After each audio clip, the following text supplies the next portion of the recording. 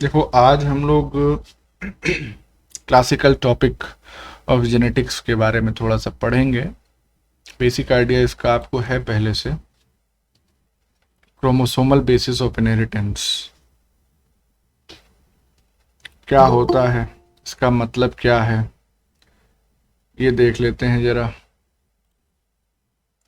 देखो, chromosomal basis of inheritance का मतलब ये हो गया कि जो भी कैरेक्टर्स या ट्रेट्स हम एक जनरेशन से दूसरी जनरेशन तक ट्रांसमिट कर रहे हैं, उसका जो फिजिकल बेसिस है, जो फिजिकल माध्यम है, वो क्रोमोसोम होता है।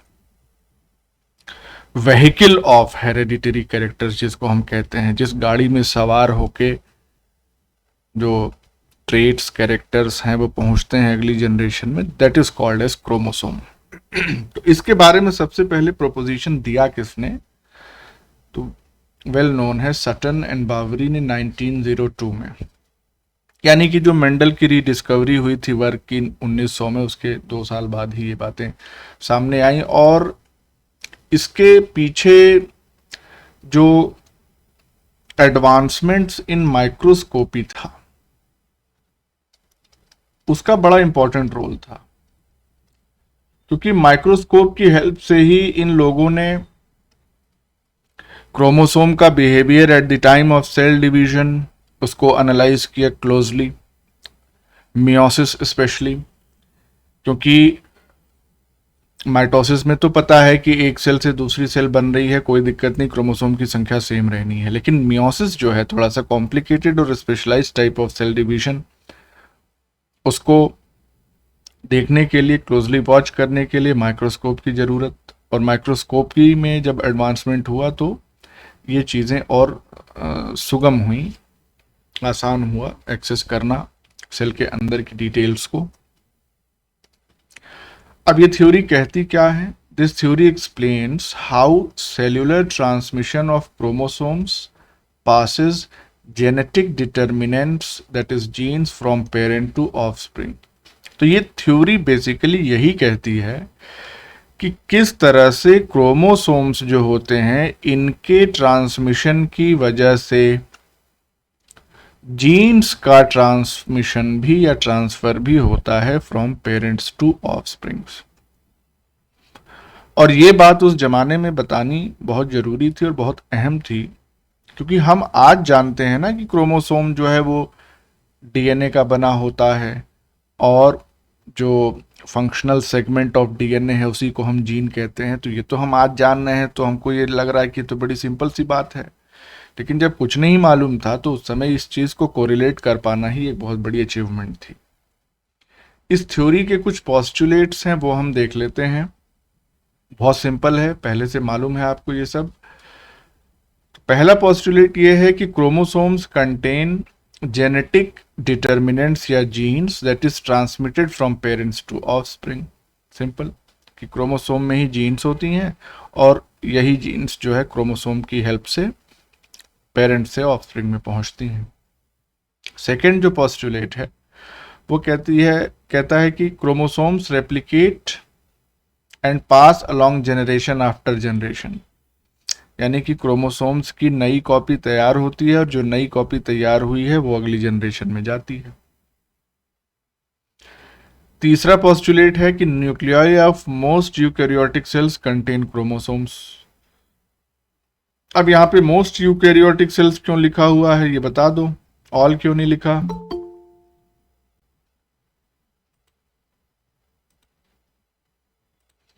कोई बताए इस चीज को कि न्यूक्लियाई जो है ऑफ मोस्ट यूकैरियोटिक सेल्स क्यों लिखा है, ऑल क्यों नहीं लिखा?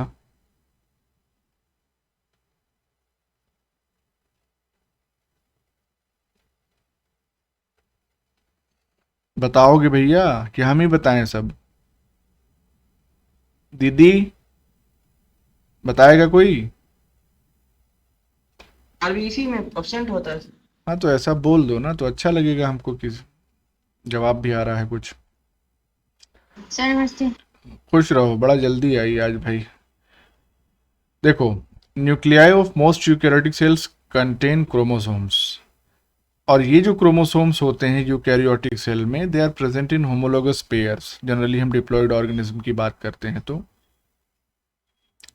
और इन पेयर में हर एक मेंबर जो होता है, नॉट हर एक, वो कहाँ से आता है? माता से आता है, और दूसरा जो है वो पिता से आता है। बड़ी बेसिक सी बातें हैं, ये सब पता है आपको। मियोसिस के टाइम में क्या होता है कि जो होमोलोगस पेयर के मेंबर्स हैं उसमें से एक जो है वो सेग्रीगेट हो जाता है और नई डॉटर न्यूक्लियस में, या जो नया न्यूक्लियस बन रहा है उसमें चला जाता है, और जो दूसरा है वो दूसरे डॉटर न्यूक्लियस में पहुंच जाता है, पहुंच गया। तो इसका मतलब ये हो गया कि जो गैमीट्स होते हैं इनमें एक ही सेट ऑफ क्रोमोसोम्स प्रेजेंट होते हैं और इसीलिए वो हैप्लॉइड होते हैं। बहुत सिंपल सी बात है। चौथा प्रोपोजिशन क्या है कि गैमीट के फॉर्मेशन के दौरान होता क्या है कि जो अलग अलग टाइप्स के क्रोमोसोम्स हैं, जैसे कि हमारे में 23 पेयर्स हैं, तो वो पेयर सेग्रीगेट हो जाते हैं इंडिपेंडेंटली ऑफ ईच अदर। यानी एक पेयर का सेग्रीगेशन दूसरे पेयर के सेग्रीगेशन से अफेक्टेड नहीं रहता, इंडिपेंडेंट। पांचवा पोस्टुलेट क्या है कि each parent contributes one set of chromosomes to its offsprings. जान रहे हैं, ये सब बहुत सिंपल प्रोपोजिशन आज की डेट में, क्योंकि इसकी बैकग्राउंड कहानी हम लोग पहले से जानते हैं, लेकिन 1902 में ये बहुत बड़ी फाइंडिंग थी। तो किस तरह से क्रोमोसोमल थ्योरी ऑफ हेरिडिटी ने मेंडेलियन ट्रांसमिशन ऑफ कैरेक्टर्स को कोरिलेट किया, एक्सप्लेन किया, ये पॉइंट यहां पे इस तरह से लिखा है कि this theory describes the relationship between Mendel's laws and chromosome transmission. Mendel के मेन जो नियम थे वो क्या थे? एक तो सेग्रीगेशन का प्रिंसिपल मेंडल ने बताया था। उस समय क्रोमोसोम्स के बारे में कोई जानकारी नहीं थी, इवन जीन्स के बारे में भी कोई जानकारी नहीं थी, तो मेंडल ने उसको फैक्टर कहा। और दूसरा जो इनका रूल था, नियम था, लॉ था, वो था प्रिंसिपल ऑफ इंडिपेंडेंट असॉर्टमेंट। तो ये दोनों बातें जो है हम क्रोमोसोमल थ्योरी ऑफ हेरिडिटी में देख रहे हैं कि किस तरह से eight the time of gamete formation the chromosome segregate and transmission of one pair of chromosomes is independent of the other pair. 23 pair हैं तो उसमें पहला और दूसरा इनके गैमीट्स में जाने में कोई कोरिलेशन नहीं है। इसी तरह दूसरा, तीसरा, चौथा, पांचवा, मतलब एक दूसरे से कुछ लेना देना नहीं है, अपना अपना रास्ता तय कर रहे हैं सब। तो ये बिल्कुल कोरिलेट हो रहा है मेंडल के प्रोपोजिशन से क्रोमोसोमल थ्योरी। अब देखिए, the finding that genes are located on chromosomes, बड़ी इंपॉर्टेंट फाइंडिंग है कि जीन्स जो है वो क्रोमोसोम्स पे लोकेटेड होते हैं, made it possible to explain these principles in terms of the meiotic behavior of chromosomes। तो हमने पहले भी बताया आपको कि मियोसिस के टाइम में क्रोमोसोम्स का जो बिहेवियर होता है वो क्लियरली एक्सप्लेन करता है, जिस तरह से जीन्स ट्रांसमिट होना बताया था या कैरेक्टर्स ट्रांसमिट होना बताया था मेंडल ने अपने लॉज में। इसको अगर डायग्रामेटिकली थोड़ा सा हम समझने की कोशिश करें तो थोड़ा सा इसको जूम आउट कर ले रहे हैं, zoom in.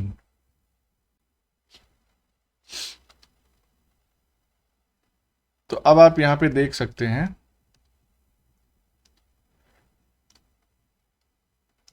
Let's use this colour. देखो, ये वाली जो कंडीशन है ये क्या है? बेसिकली ये एक डिप्लॉयड सेल है जिसमें हम दो एलील्स को देख रहे हैं, या हम यूं कह सकते हैं कि किसी एक पर्टिकुलर जीन या किसी एक पर्टिकुलर कैरेक्टर को कंट्रोल करने वाली जीन के ट्रांसमिशन की बात यहां पे हो रही है, सिंगल जीन ट्रांसमिशन।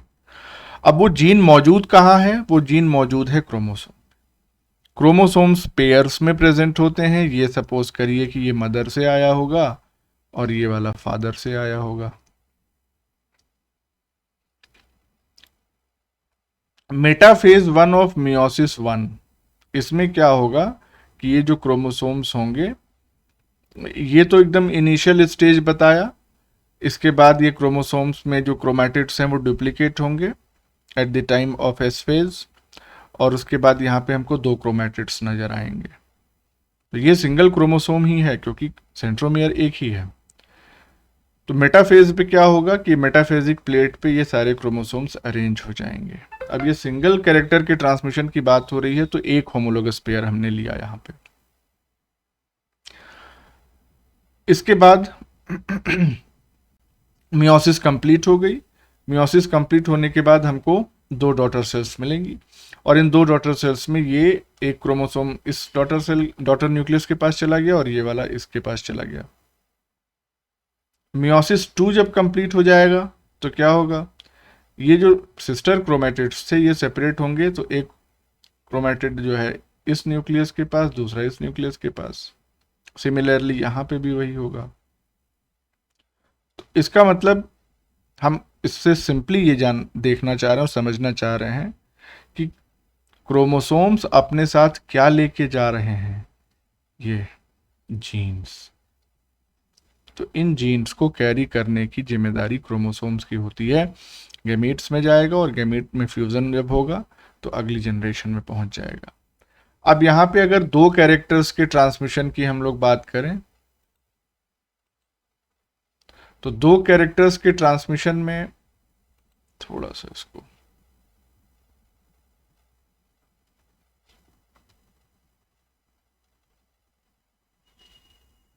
अब देखो यहाँ पे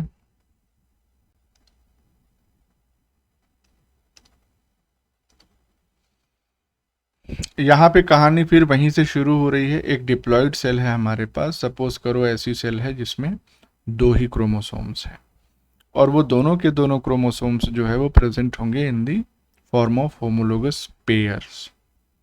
तो एक क्रोमोसोम ये हो गया जो टी या टॉलनेस की जीन को लेके जा रहा है। दिस आर सपोज कि ये कलर के लिए है, तो ये दूसरा पेयर हो गया। अब मियोसिस 1 जब फिनिश हो जाएगी, सॉरी मेटाफेज जब मियोसिस 1 का होगा, मेटाफेज 1 ऑफ मियोसिस 1, तो उस दौरान क्या होगा, ये क्रोमोसोम्स जो हैं, जो होमोलोगस पेयर्स हैं, वो अलाइन हो जाएंगे एक दूसरे के सामने एट द मेटाफेजिक प्लेट। और यहाँ पे आप देख सकते हैं इसमें ये 2 कॉपीज इन्होंने क्यों बनाई है। Diploid cell from a tall plant with red flower.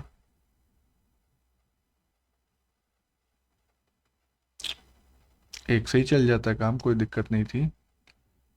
खैर एक को लेके चलते हैं आगे।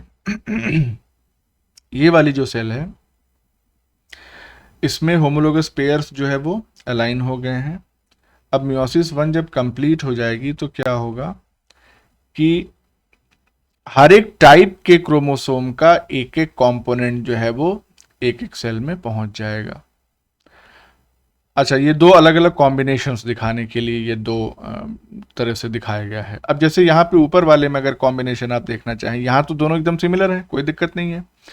ऊपर वाला कॉम्बिनेशन अगर देखें तो कैपिटल टी ये आया है कैपिटल आर के साथ, और स्मॉल आर स्मॉल टी के साथ आ गया है।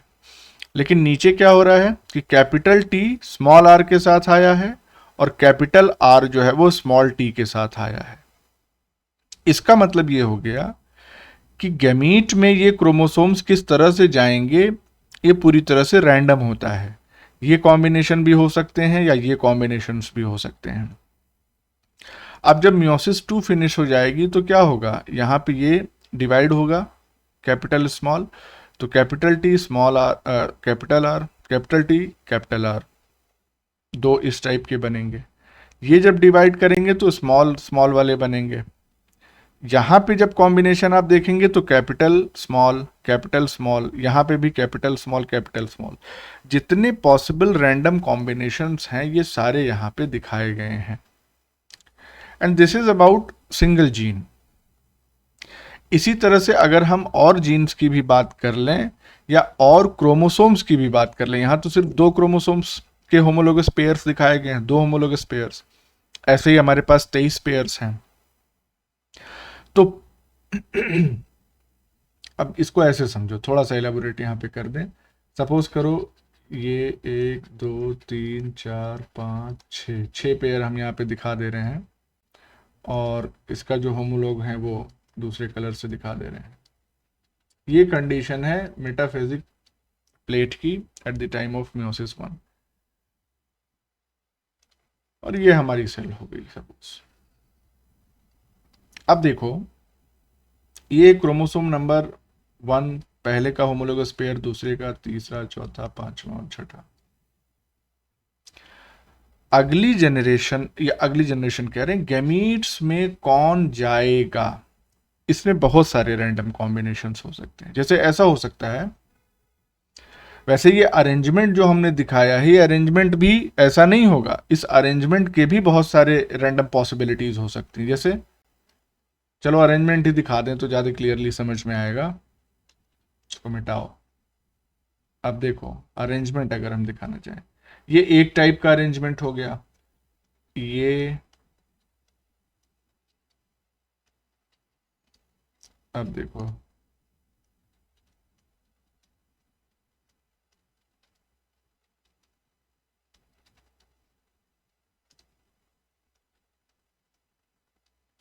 ये दूसरे टाइप का अरेंजमेंट हो गया। इसी तरह से रीशफलिंग जो है हो सकती है, अगर 23 पेयर्स ऑफ क्रोमोसोम्स हैं तो उसमें, कि ये सपोज ब्लू वाला हम फादर का मान लें और रेड वाला मदर का मान लें, तो फादर के 2 3 4 क्रोमोसोम्स ऊपर हैं, ऊपर की तरफ अरेंज्ड हैं, और मदर के 2। ऑपोजिट केस है नीचे की तरफ। यहाँ पे जितने भी फादर के हैं सब ऊपर की तरफ अरेंज्ड हैं, और मदर के जो है वो नीचे की तरफ अरेंज्ड हैं। तो इसी तरह से बहुत सारे कॉम्बिनेशन यहाँ पे पॉसिबल, पता चले एक ही फादर का ऊपर है। आवाज नहीं आ रही है सर। और किसको नहीं आ रही है आवाज? आ रही है सर। आ रही है।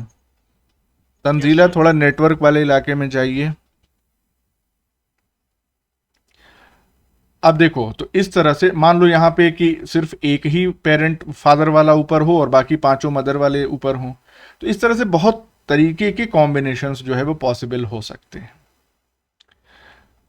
अब जब इससे गैमीट बनेगा तो आप देख सकते हैं, गैमीट बनेगा तो ये वाला जो पूरा कॉम्बिनेशन है ये एक गैमीट में चला जाएगा, और ये ऊपर वाला जो पूरा कॉम्बिनेशन है ये दूसरे गैमीट में चला जाएगा। तो अगर ये ऊपर वाली सिचुएशन मान लो हम इमेजिन कर लें, तो इसमें क्या होगा?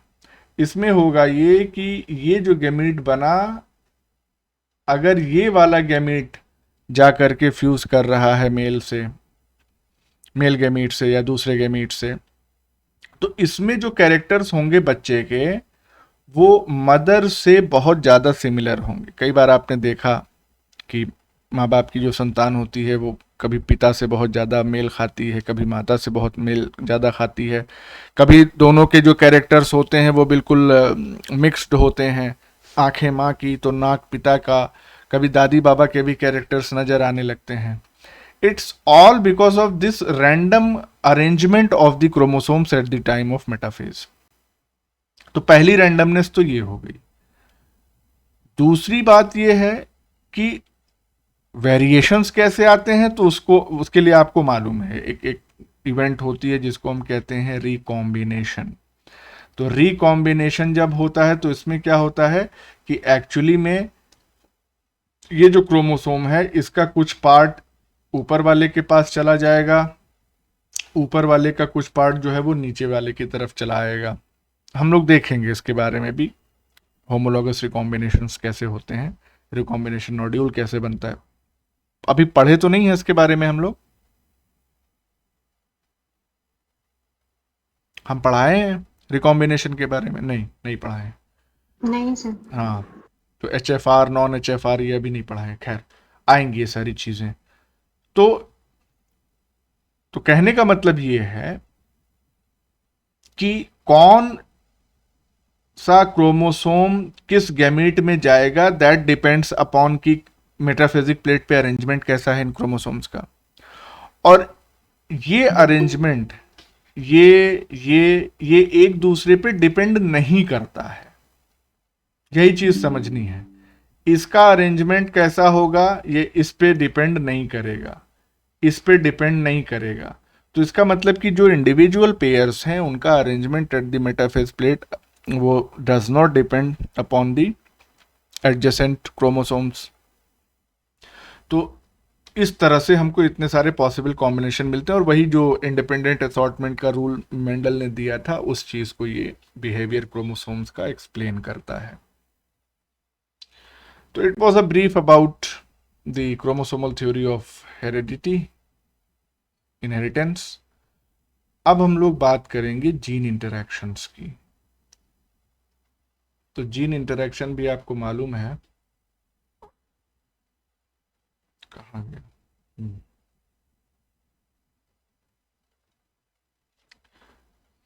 जीन इंटरैक्शन क्या है थोड़ा सा देख लेते हैं इसके बारे में।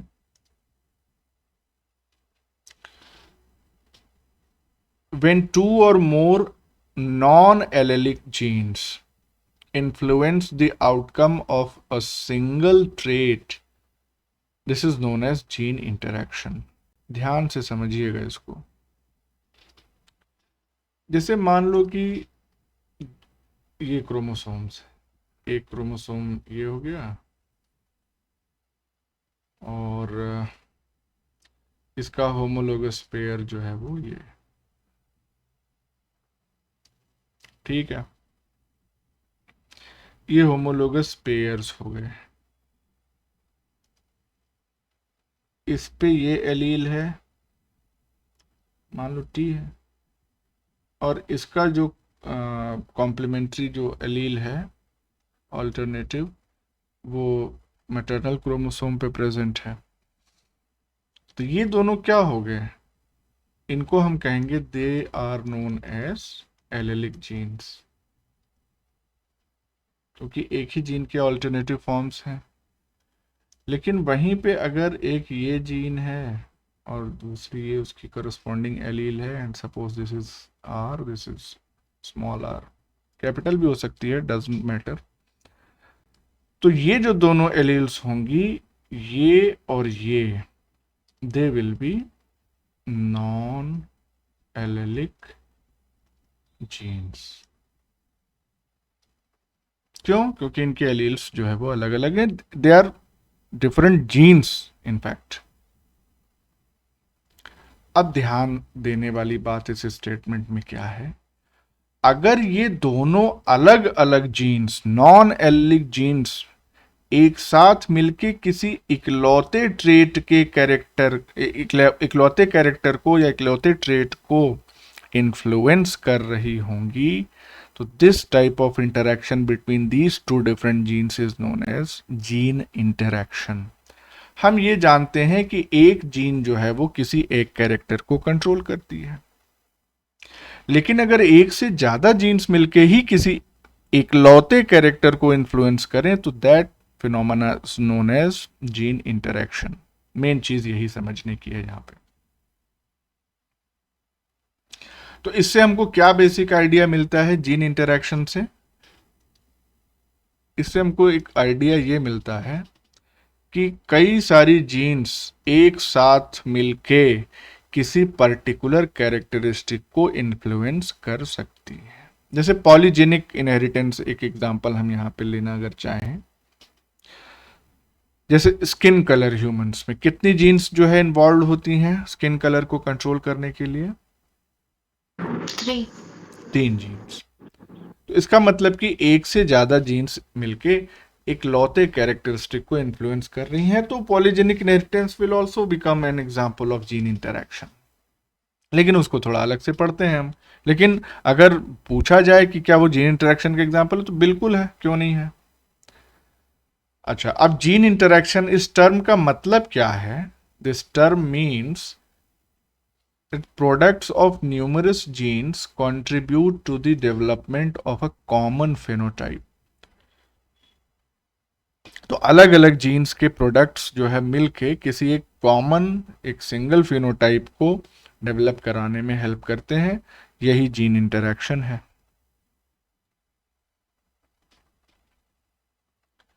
In the dihybrid cross performed by Mendel, the phenotypic ratio is 9:3:3:1। इसको बताने की ज़रूरत नहीं, ये सभी को मालूम है कि फिनोटिपिक रेशियो F2 जेनरेशन का 9331 आता है।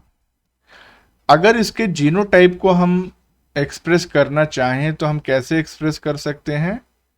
A dash B dash A dash BB AAB dash AABB respectively. अब ये क्यों कह रहे हैं? डैश पे कुछ भी हो सकता है, यहाँ पे कैपिटल ए भी हो सकता है, स्मॉल ए भी हो सकता है, इसी तरह से यहाँ पे कैपिटल बी भी हो सकता है, स्मॉल बी भी हो सकता है। In either case the phenotype will be same. भले ही जीनोटाइप अलग है लेकिन फिनोटाइप सेम आएगा। जैसे एक सेकेंड, अरे बहुत सिंपल सा है, पिक्चर्स ऑनलाइन वीडियो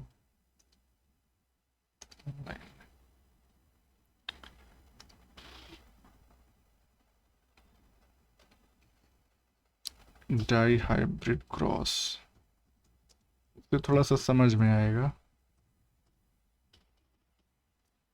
अब यही वाला मान लो उठा के हम रख देते हैं यहाँ पे,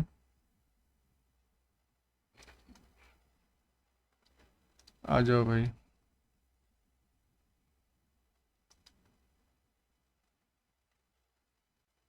आ गया,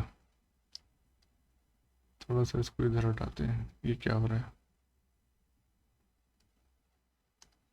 गलत जगह आ गया।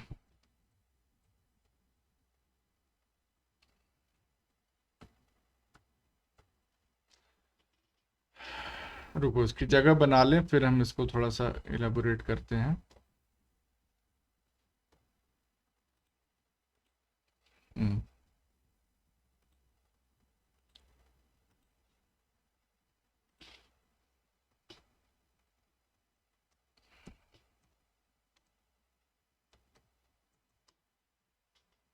ये ऐसे नहीं समझ में आएगा, यहाँ पे आना चाहिए इंसर्ट एट दिस पॉइंट।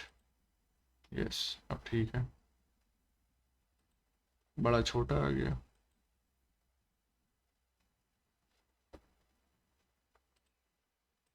कोई बात नहीं, ऐसे बड़ा कर देंगे इसको हम। दिख रहा है ना ये, देखो इसको। अब यहाँ पे आप देख के समझ सकते हैं कि कैपिटल आर और कैपिटल वाई अगर एक बार भी मौजूद रहेंगे तो जो फिनोटाइप निकल के आएगा दैट विल बी ऑरेंज, जो यहाँ पे दिखाया जा रहा है। देखिए यहाँ पे, सिमिलरली यहाँ पे। तो इसी तरह से कैपिटल आर है लेकिन कैपिटल वाई नहीं है तो फिनोटाइप चेंज हो जाएगा। तो यहाँ पे जीनोटाइप तो चेंज हो रहा है लेकिन फिनोटाइप चेंज नहीं हो रहा है। तो बार बार वो चीज़ें लिखने के बजाय इसको सिंपली कैसे एक्सप्रेस कर दिया जाता है जीनोटाइप को, जिस तरह से हमने यहाँ पे आपको दिखाया है अभी हियर, है ना। ये जीनोटाइप आप यहाँ पे देख सकते हैं, A dash B dash A dash BB, इस तरह से। अब ये जो रिप्रेजेंटेशन का तरीका है ये हमको इनकम्प्लीट डोमिनेंस में या को डोमिनेंस में नजर नहीं आएगा, क्योंकि इनकम्प्लीट डोमिनेंस या को डोमिनेंस में क्या होता है कि अगर कंडीशन इस तरह से है कुछ AA और AA, तो यहां पे क्या होगा, यहां तो हमको डोमिनेंट इफेक्ट दिखेगा लेकिन यहाँ पे इनकम्प्लीट डोमिनेंस दिखेगा। सिमिलरली को डोमिनेंस में क्या हो जाएगा कि अगर ये कंडीशन है तो हमको एक जीन का असर नजर आएगा, लेकिन अगर ये कंडीशन है तो यहाँ पे हमको दोनों जीन्स का असर नजर आएगा। तो उस केस में ये जो रिप्रेजेंटेशन का तरीका है जीनोटाइप का वो लागू नहीं होगा। सिंपली मेंडेलियन जो डाई हाइब्रिड क्रॉस था उसको, उसके जीनोटाइप को रिप्रेजेंट करने के लिए, F2 जनरेशन के जीनोटाइप को रिप्रेजेंट करने के लिए ये शॉर्ट वे अख्तियार कर सकते हैं हम। इतना एक्सप्लेन करने की जरूरत नहीं थी, आपको मालूम है। खैर, when two non-allelic genes are involved in the outcome of a single trait, तो दो नॉन एलेलिक जीन्स एक सिंगल ट्रेट के आउटकम के लिए अगर रिस्पॉन्सिबल हैं तो हमको क्या मिलेगा फिर हमको modified Mendelian F2 phenotypic ratio मिलेगा। यानी कि ये जो 9331 है ये रेशियो हमको नहीं मिलेगा, क्योंकि ये रेशियो हमको तभी तक मिलेगा जब तक एक जीन सिर्फ एक कैरेक्टर के लिए हो रिस्पॉन्सिबल। लेकिन यहाँ एक से ज़्यादा जीन्स एक ही कैरेक्टर को कंट्रोल कर रही हैं, तो उस कंडीशन में F2 फिनोटिपिक रेशियो चेंज हो जाएगा, तब वो रेशियो 9331 नहीं रहेगा। कैसे होगा चेंज, उसको हम अभी देखते हैं। और ये जो चेंज आएगा इस फिनोटिपिक रेशियो में, वो that will depend upon the nature of interaction between the non allelic genes. कि नॉन एलेलिक जीन्स में किस तरीके का इंटरेक्शन मौजूद है, उस पर डिपेंड करेगा कि ये रेशियो कितना चेंज होगा, और उसी के बेसिस पे अलग अलग रेशियोज जो है वो आते हैं। अब नेचर ऑफ इंटरेक्शन या जीन इंटरेक्शन का एक बहुत बढ़िया जो एग्जाम्पल है वो है एपिस्टेसिस। एपिस्टेसिस क्या चीज़ है?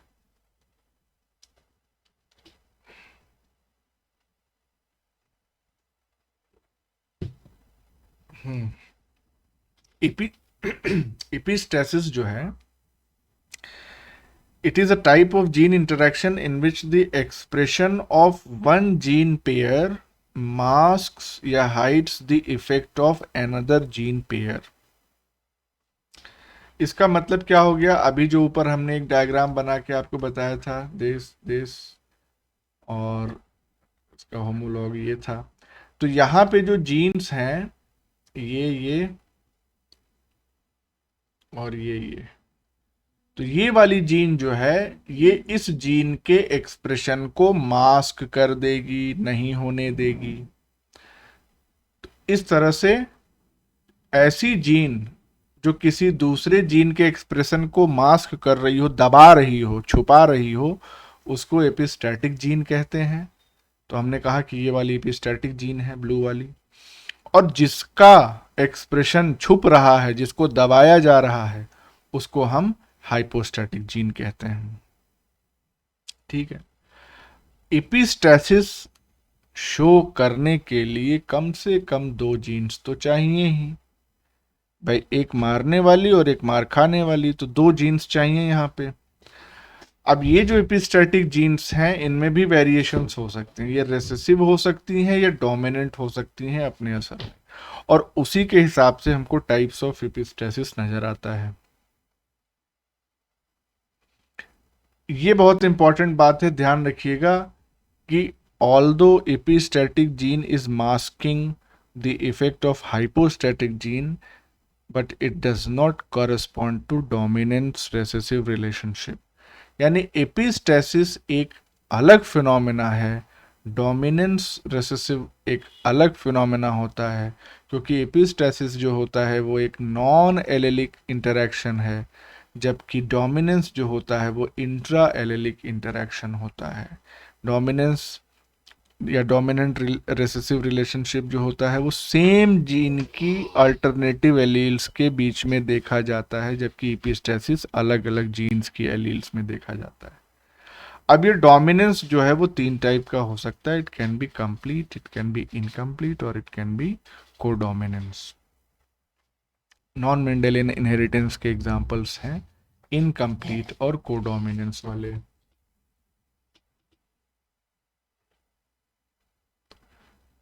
अब देखिए एपिस्टैसिस जो है किस किस कंडीशन में हो सकती है। तो कुछ सिनेरियो यहाँ पे लिखे हुए हैं, सिंपल ही है, पहले से मालूम है ये। Whenever 2 or more loci interact to create new phenotypes, अगर 2 या उससे ज्यादा लोकस जो जीन के हैं, एक से ज्यादा होगा तो लोकाई कहेंगे उसको, एक दूसरे से इंटरेक्ट करके नया फिनोटाइप दे रहे हों, तो एपिस्टैसिस हो रहा होगा। Whenever an allele at one locus masks the effects of allele at one or more other loci, तब भी एपिस्टैसिस। नीचे वाली स्टेटमेंट बिल्कुल सेम है, यहाँ पे मॉडिफाइज, यानी यहाँ पे एक एलील दूसरे नॉन एलील का एक्सप्रेशन जो है छुपा रही है, लेकिन यहाँ पे क्या हो रहा है, उसके एक्सप्रेशन को मॉडिफाई कर दे रही, छुपा नहीं रही है, चेंज कर दे रही है, ओरिजिनल जो था उससे डिफर हो जा रहा है। तो इन तीन सिचुएशंस, इन तीन सिनेरियोज में हम कहेंगे कि हाँ एपिस्टेसिस हो रहा है। अब कुछ एग्जाम, हाँ बोलो। सर पहले पॉइंट में न्यू फिनोटाइप हो रहा था और लास्ट वाले पॉइंट में भी उसका फिनोटाइप चेंज ही हो रहा है, तो दोनों में क्या डिफरेंस है? हाँ बात सही है। बात यह है कि यहाँ पे पहली जीन प्लस, ये क्या पेन है, पहली जीन प्लस दूसरी जीन, ये दोनों मिलके और नया फिनोटाइप देने की कोशिश करेंगे। यहां पे क्या है, पहली जीन तो अपना जो असर होगा वही दिखाएगी, लेकिन दूसरी जीन के असर को वो मॉडिफाई करेगी। कुछ समझ में आ रहा है? इफेक्ट जो है वो सेकंड जीन पे चेंज जो आएगा वो नजर आएगा, पहली उसमें इन्वॉल्व नहीं होगी। यहां पे दोनों एक दूसरे के कोलैबोरेशन में काम करके नया फिनोटाइप जो है वो देने की कोशिश करेंगे। जी सर।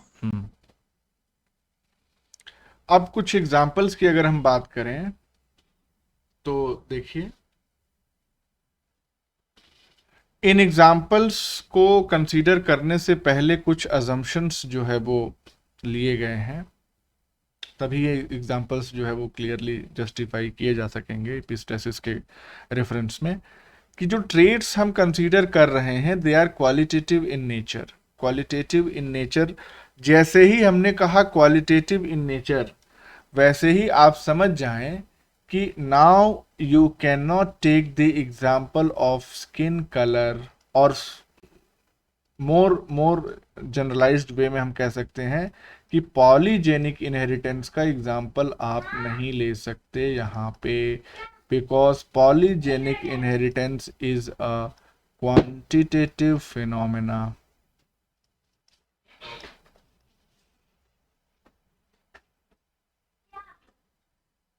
तो बात कुछ समझ में आई? What is the difference between qualitative and quantitative trait?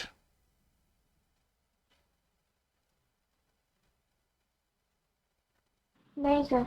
नहीं समझ में आई, ठीक है। देखो बेसिकली होता ये है, क्वालिटेटिव इन नेचर का मतलब ये होता है कि जो फिनोटाइप्स होंगे वो बिल्कुल डिस्टिंक्ट होंगे। डिस्टिंक्ट का मतलब या तो होंगे या नहीं होंगे। हाँ, जैसे तो उसमें कई सारे यस यस एग्जैक्टली। सेम। लेकिन जब क्वांटिटेटिव फिनोमेना हम लेते हैं तो फिनोटाइप जो होता है इसमें हमको एक पूरी रेंज नजर आती है, यानी धीरे धीरे धीरे धीरे वेरी करते हुए फिर अदर एक्सट्रीम पे पहुंचता है। यहां पे या तो है या तो गायब नहीं है। तो ये समझ में है क्वालिटेटिव और क्वांटिटेटिव का अंतर? जी सर। अब देखो, पहला अजम्पशन ये हो गया कि ट्रेट्स जो हम कंसीडर कर रहे हैं वो क्वालिटेटिव नेचर का होना चाहिए, या तो है या तो नहीं, या है अगर दो ट्रेट्स हैं तो एक दूसरे से बिल्कुल डिस्टिंक्ट हैं। दूसरा, genes are present on different chromosomes, ये भी अज्यूम करके हम चल रहे हैं, यानी कि कोई लिंकेज नहीं है और इसीलिए वो इंडिपेंडेंटली असॉर्ट कर रहे हैं। तो इंडिपेंडेंट असॉर्टमेंट कंसीडर करके चल रहे हैं, अज्यूम करके।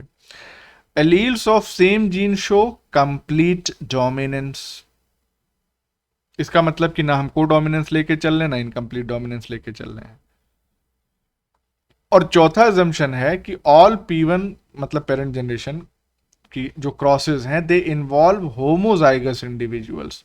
तो चाहे हम इस तरह का क्रॉस कराएं, चाहे इस तरह का क्रॉस कराएं, चाहे इस तरह का क्रॉस कराएं, होमोजाइगस होना चाहिए। ये नहीं कि हम ये वाला क्रॉस करा दिए तो ये ए वाला ये क्या हो गया, ये हेट्रोजाइगस हो गया, तो ये हम अज्यूम करके नहीं चलेंगे। पेरेंट जनरेशन जो होगी इसमें होमोजाइगस ही होने चाहिए इंडिविजुअल्स। अब होमोजाइगस रिसेसिव या डोमिनेंट कुछ भी हो सकते हैं, दैट डिपेंड्स। अब हम आते हैं टाइप्स ऑफ एपिस्टैटिक रेशियोज पे, और इसमें सबसे पहला टाइप है डुप्लीकेट रेसेसिव एपिस्टेसिस, जिसको हम कॉम्प्लीमेंट्री जीन इंटरेक्शन भी या कॉम्प्लीमेंट्री जीन रेशियो भी कहते हैं, 9:7 निकल के आता है। अब आप ध्यान दीजिए, जो ओरिजिनल मेंडेलियन डाइहाइब्रिड रेशियो था F2 फिनोटिपिक 9:3:3:1 था। अगर आप टोटल यहाँ पे ऐड करेंगे तो कितने प्रोजेनीज बन रहे थे? 16, 9 3 12, 3 15, 1 16, और यहाँ पे भी टोटल कितने बन रहे? 9 7 16। तो उतने ही प्रोजेनीज में जो फिनोटाइप का वेरिएशन है या फिनोटाइप का जो रेशियो है वो बदल गया। कैसे बदला, आगे देखते हैं। तो डुप्लीकेट रेसेसिव एपिस्टेसिस जो होता है ये तब होता है जब जो नॉन एलेलिक जीन्स हैं वो in tandem produce a phenotype. In tandem का मतलब क्या हो गया कि एक जीन अपना काम कर दे, उसके बाद दूसरी जीन अपना काम जब करेगी, यानी एक के बाद एक, तब जाके जो फिनोटाइप है वो नजर आ रहा है। That is called as genes acting in tandem. तो यहां पे आप सिंपली देख सकते हैं कि actions of both genes is required to produce the wild type phenotype. Wild लिखा है, माइल्ड नहीं लिखा है, वाइल्ड। तो दोनों जीन्स जब अपना एक्शन शो करेंगी तब हमको डुप्लीकेट रेसेसिव एपिस्टेसिस या उसको हम कहें कॉम्प्लीमेंट्री जीन इंटरेक्शन देखने के लिए मिलेगा। और अगर म्यूटेशन हो गया किसी एक या दोनों जीन्स में तो फिर हमको वाइल्ड टाइप नहीं म्यूटेंट फिनोटाइप नजर आएगा। अब इसको जरा हम एग्जाम्पल्स से समझने की कोशिश करें। जैसे फ्लावर कलर, किसमें? स्वीट पी में, लदाइरस ओडोरेटस। दो कलर होते हैं इसमें फ्लावर के, एक तो पर्पल होता है, दूसरा वाइट होता है। बैटसन एंड पुनेट ने 1906 में क्रॉस कराया और वो तो सोच रहे थे कि ऐसा ही कुछ हो रहा होगा जैसा मेंडल ने बताया, लेकिन उनको कुछ अनएक्सपेक्टेड रिजल्ट मिला। तो क्रॉस उन्होंने कैसे कराया? पेरेंट जनरेशन ली इन्होंने, व्हाइट फ्लावर इन दोनों का आपस में क्रॉस कराया। जो F1 हाइब्रिड निकल के आया उसमें सभी पर्पल फ्लावर्स मिले। अब इस F1 हाइब्रिड की सेल्फिंग कराई गई, लिख देते हैं यहां पे। तो F1 हाइब्रिड की जब सेल्फिंग कराई इन्होंने तो F2 जब मिले ऑफस्प्रिंग्स तो इसमें 9 पर्पल थे और 7 वाइट थे। तो ये लोग कहे कि ये क्या हो गया, रेशियो तो 9:3:3:1 टाइप का कुछ आना चाहिए था, डाई हाइब्रिड क्रॉस हो रहा तब भी ये क्यों ऐसा हो रहा है? तो अब उसके लिए आप समझिए यहाँ पे इलाबोरेशन उसका जो है एक्सप्लेनेशन कैसे है। दो जीन, डाई हाइब्रिड क्रॉस की ही बात कर रहे हैं हम, दो जीन्स हैं, एक तो ए है और दूसरी बी जीन है। अगर जीनोटाइप कैपिटल ए या कैपिटल ए स्मॉल ए है, यानी कि डोमिनेंट वाली प्रेजेंट है या फंक्शनिंग जीन प्रेजेंट है, तो प्रोडक्ट मिल जाएगा हमको। ये प्रोडक्ट ए क्या करता है, एक कलरलेस प्रिकर्सर को कलरलेस इंटरमीडिएट में बदल देता है। अब आता है दूसरी जीन का काम, तो उसमें भी कैपिटल वाला तो प्रेजेंट होना ही चाहिए तभी प्रोडक्ट बनेगा। अब ये प्रोडक्ट बी क्या कर रहा है, इस कलरलेस इंटरमीडिएट को पर्पल पिगमेंट या एंथोसाइनिन में कन्वर्ट कर रहा है, जिसकी वजह से फ्लावर का कलर पर्पल आ जा रहा है। तो आप यहां देख के खुद ही बता सकते हैं कि जब तक दोनों की जीन्स फंक्शनल नहीं होंगी तब तक हमको पर्पल कलर फ्लावर का नहीं मिलेगा। अगर सिर्फ ए फंक्शनल है तो इंटरमीडिएट बन के रह जाएगा, अगर सिर्फ बी फंक्शनल है तो ये इंटरमीडिएट बनेगा ही नहीं। तो ये किसको कन्वर्ट करेगा, एंथोसाइनिन में। तो दोनों जीन्स का हमको फंक्शन चाहिए तब हमको ये कॉम्प्लीमेंट्री रेशियो मिलेगा। कॉम्प्लीमेंट करना ही मतलब एक दूसरे का साथ देना, ठीक है। तो अब यहां पे क्रॉस अगर आप देखें तो ये जो F1 हाइब्रिड तैयार हुआ है उसी का क्रॉस दिखाया जा रहा है। F1 हाइब्रिड ऐसे ही होगा ना, capital small capital small, capital A small A capital B small, इसी का क्रॉस करा दिया गया। अब यहाँ पे देख लीजिए, यहाँ पे दोनों जीन्स मौजूद हैं। अब यहाँ पे कुछ भी हो, डैश डैश जो लिखा है उससे कुछ लेना देना नहीं है, दोनों जीन्स एक एक कॉपी में मौजूद हैं तो हमको पर्पल कलर मिल जाएगा। यहाँ आप देखिए, यहाँ बी जीन एब्सेंट है तो वाइट मिल रहा है। यहाँ ए जीन एब्सेंट है, एब्सेंट इन द मतलब कि रेसेसिव फॉर्म में है तो कहाँ एक्सप्रेस करेगी अपने आप को, तो यहाँ पे भी वाइट मिलेगा। और यहाँ तो दोनों ही रेसेसिव हैं तो यहाँ भी वाइट मिलेगा। तो इस तरह से इस तीनों का जो कॉम्बिनेशन है ये सारा वाइट दे रहा है, और सिर्फ इकलौता यानी 16 में से 9 पर्पल दे रहे हैं और 3 3 6 1 7 वाइट दे रहे हैं। तो यही तो रेशियो ऊपर दिखा हमने, 9 पर्पल 7 वाइट। तो ये है कॉम्प्लीमेंट्री जीन रेशियो। अब डुप्लीकेट डोमिनेंट एपिस्टेसिस, अभी हमने डुप्लीकेट रेसेसिव एपिस्टेसिस देखा था। तो देखिए यहां पे रेशियो निकल के आ रहा है मॉडिफाइड रेशियो 15:1, 15 और 1 16 ही है टोटल। इसमें क्या होता है, it allows dominant allele of any of the duplicate gene to produce the wild type phenotype. मतलब समझिएगा, दो जीन्स हैं ए और बी, इन दोनों में से कोई भी अगर डोमिनेंट फॉर्म में अपने मौजूद है तो वाइल्ड टाइप जो फिनोटाइप हमको है वो नजर आ जाएगा। इन दोनों का एक साथ होना जरूरी नहीं है, ठीक है। एक साथ होंगी तब भी कोई दिक्कत नहीं, तब भी वही आएगा। लेकिन अगर अकेले अकेले भी हैं ये, तब भी हमको वाइल्ड टाइप फिनोटाइप मिल जाएगा। ऐसा क्यों है?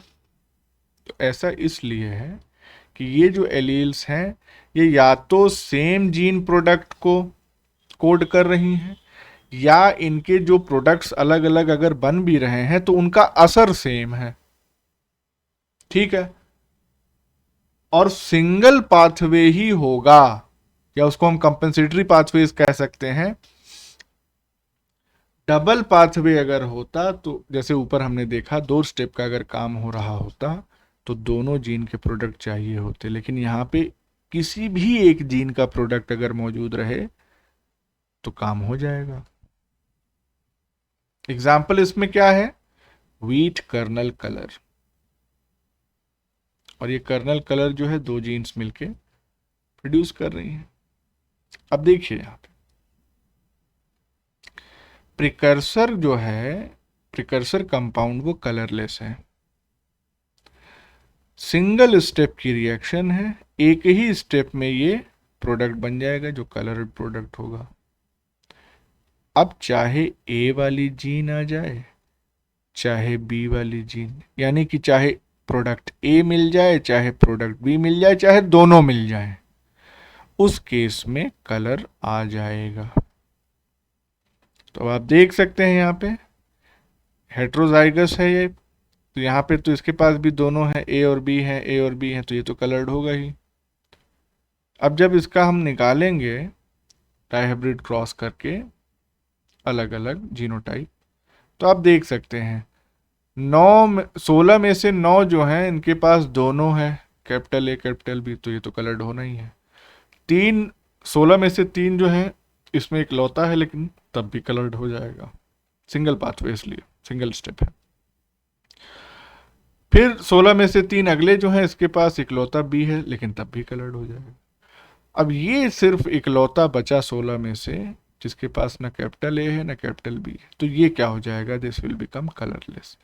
और इसीलिए जो रेशियो निकल के आएगा डुप्लीकेट जीन्स का वो 15:1। तो 9 3 12 3 15, ये तीनों के तीनों कलर्ड हो गए तो 15, ये कलरलेस हो गया तो अलग से लिख दिया 1, ठीक है। अब अगला टाइप देखते हैं हम, डोमिनेंट रेसेसिव एपिस्टेसिस। इसका क्या मतलब है, डोमिनेंट भी कह रहे हैं रेसेसिव भी कह रहे हैं, एक साथ कह रहे हैं। तो let's see, explore it. It occurs when dominant allele of one gene suppresses the expression of a dominant allele of a second gene. इसको डोमिनेंट सप्रेशन भी कह रहे हैं। तो अब ये बताओ, इसको फिर डोमिनेंट रिसेसिव एपिस्टेसिस क्यों कह रहे हैं? ये इस डेफिनेशन से क्लियर नहीं होगा, ये एग्जाम्पल से क्लियर होगा। ध्यान से देखिएगा। प्राइमुला प्लांट में एक पिगमेंट होता है जिसको मैल्वेडिन कहते हैं। इस पिगमेंट की वजह से फ्लावर का कलर जो होता है वो ब्लू आता है। इस ब्लू कलर के पिगमेंट का जो सिंथेसिस है वो कौन कंट्रोल कर रहा है? ए जीन। लेकिन ये जो ए जीन है, इसका फंक्शन या इसकी एक्टिविटी को बी जीन, जो कि नॉन एलेलिक होगी बिल्कुल, वो सप्रेस कर दे रही है। समझ रहे हैं?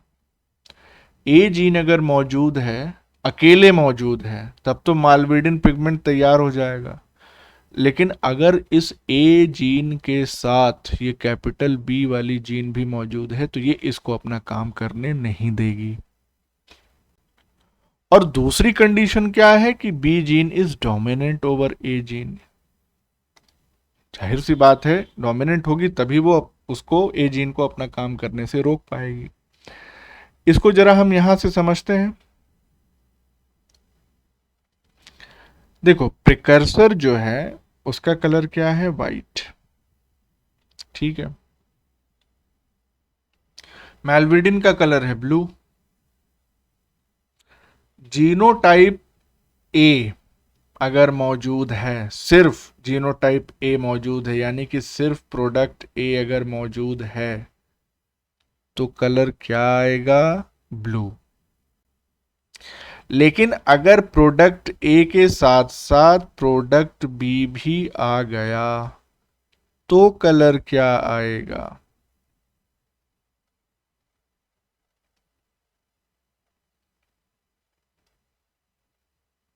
क्या आना चाहिए कलर? बताओ। वाइट। वाइट। ठीक है। अब जरा हम इसको इलाबोरेट करते हैं। यहां पे देखो, कैपिटल ए तो है लेकिन इसके साथ कैपिटल बी भी आ गया है, तो कैपिटल ए को अपना काम करने नहीं देगा, तो कलर हो जाएगा वाइट। यहां पे भी वही कंडीशन है, यहां भी कलर वाइट हो गया। यहां देखिए, 16 में से 9 प्लांट्स जो होंगे उसके पास कैपिटल ए और कैपिटल बी दोनों आ गया, तो बी जो है ए को अपना काम नहीं करने देगा, कलर विल बी वाइट। 16 में से 3 ऐसे होंगे जिसमें सिर्फ कैपिटल ए है, और ये बड़ी खुशी की बात है। कैपिटल बी यहां पे न होने की वजह से ये कैपिटल ए वाला अपना काम कर पाएगा, and therefore the colour will be blue. यहां 16 में से 3 जो है, यहां तो कैपिटल ए है ही नहीं, तो व्हाइट को ब्लू में कन्वर्ट कौन करे? तो व्हाइट ही रहेगा। और यहां भी वही हाल है, यहां तो ना ए है ना बी है, कोई नहीं है, तो यहां भी व्हाइट रहेगा। तो इस तरह से यहां पे जो रेशियो निकल के आएगा, this ratio will be what? 9 3 12 1 13, यानी कि 13:3। तो 13 जो हो जाएंगे ये वाइट हो जाएंगे, और 3 जो हो जाएंगे ये ब्लू हो जाएंगे। ठीक है। अब इसके बाद हम होमवर्क दे रहे हैं। आपको ये करना है कि जो तीनों हमने जीन इंटरैक्शन के एग्जांपल्स या टाइप्स ऑफ एपिस्टेसिस बताया है, इन तीनों का जो टर्म है उस टर्म को एक्सप्लेन करना है। Why it is being called as duplicate recessive epistasis? Why it is being called as duplicate dominant epistasis? And why it is called as dominant recessive epistasis? ये जब आप दोबारा इस नोट्स को लिखेंगे, पढ़ेंगे, समझेंगे, तब आप इसको एक्सप्लेन करने के लायक हो पाएंगे। तो ये होमवर्क है, इसको समझ के और कल हमें बताना है। किसी को कोई कंफ्यूजन, कोई डाउट आज के टॉपिक पे तो बताओ।